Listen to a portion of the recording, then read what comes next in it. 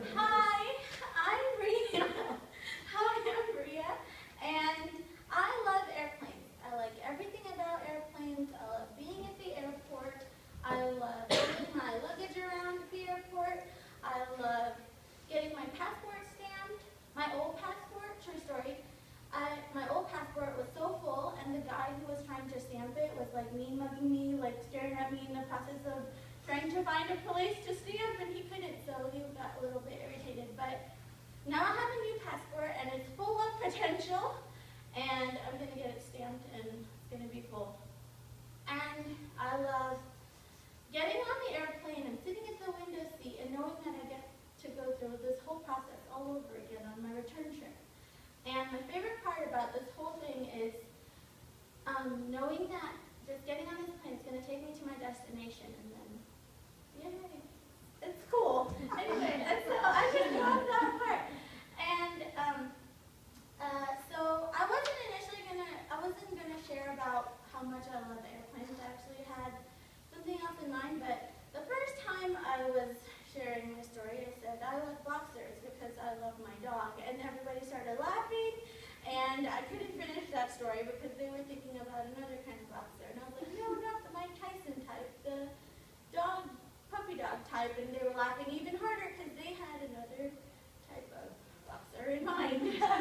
Anyway, so moving on, now that we've crossed that bridge, I'm going to be talking about direction today.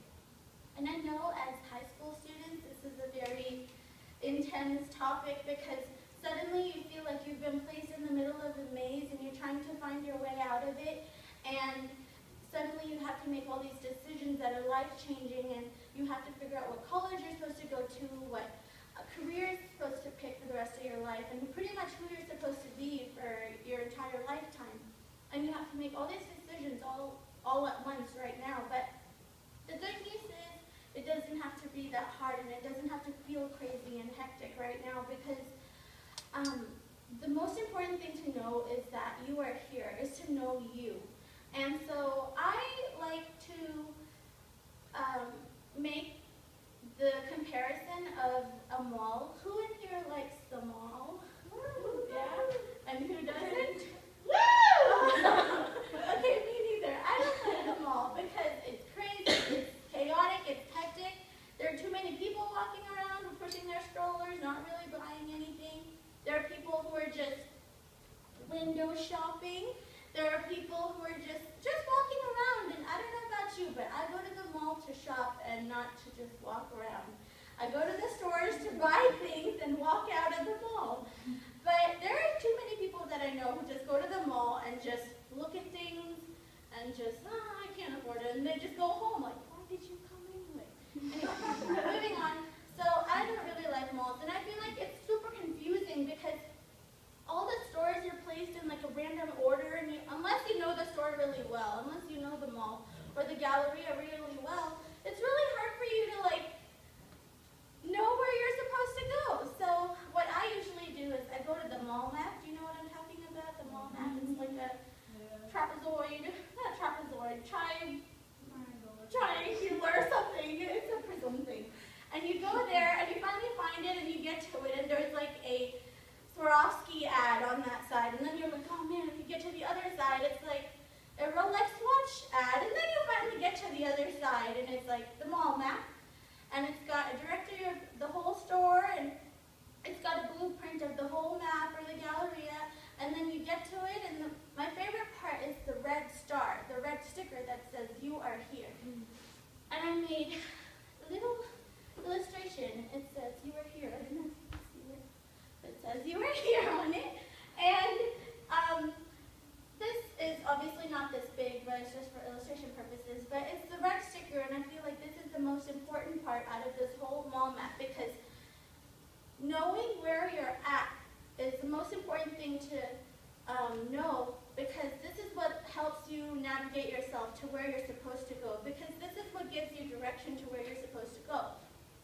And so let's say, for example, who in here likes Forever 21? Woo!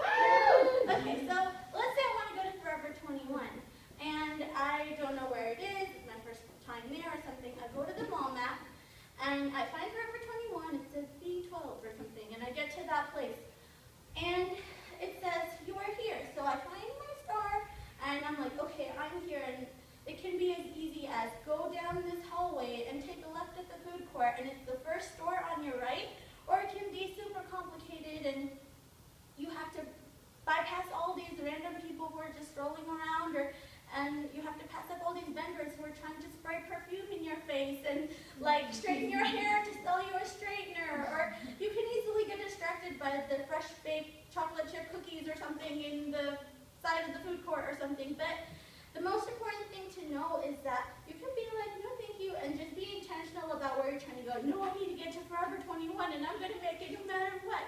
So you just, like, the most important thing is to know that you have to be intentional about where you're going in order to say no to those distractions that can just distract you on the way. So, in the same way, you are here, and where are you going? And honestly, I would not be surprised if you didn't know the answer to this question right now, because it's such a loaded question. Where are you? Who are you? It feels like so much to go through that right now, to answer that question right now. But in high school, although it seems overwhelming, although it seems like it's just like the biggest questions of life, and you feel like giving up, don't give up, because let me tell you something. You were not born to be a nobody. If you're living and if you're breathing right now, you are a somebody. And if you're not, and you're not just anybody, you're supposed to be great. And great people weren't just born, they're developed. They were, every dream, every great person comes with a dream. For example, who in here has an iPhone? Woo! Yeah. So I'm actually recording this on an iPhone, so thank you, Steve Jobs. But my point is, Steve Jobs had a dream. He was the dreamer. That's why he became great. He had a dream. I'm going to build the Apple products, whatever that may be. And then that's the reason why I have an iPhone right now. That's the reason why you have an iPhone right now. And it's because of Steve Jobs' dream, you know, and even though he's not here right now, we can all agree that he definitely left a mark on this earth. And even though he's not here, it's because of his dream that he's known as greatness, and he's known as a great person. And so, I want you to know that you were born for greatness. You weren't born to just be a nobody or feel like a nobody. You were born for something, and it's super important that you know where you're at in order for you to get to where you're supposed to go, no matter what that may be. So let me tell you something. I feel like every idea leads to a dream. So if that ends up becoming a dream, ideas are what we thrive on. So I feel like, since, let's say, if we didn't have dreamers in the city or in the state or the country or the planet as a whole, if we didn't have dreamers, how black and white, how bland and how boring, and just, that does not sound exciting to me. But I know that I wouldn't be able to thrive in an environment like that. Because as humans, we were born and we thrive on ideas. Because ideas give us purpose. And purpose then propels us to be active and act upon that idea.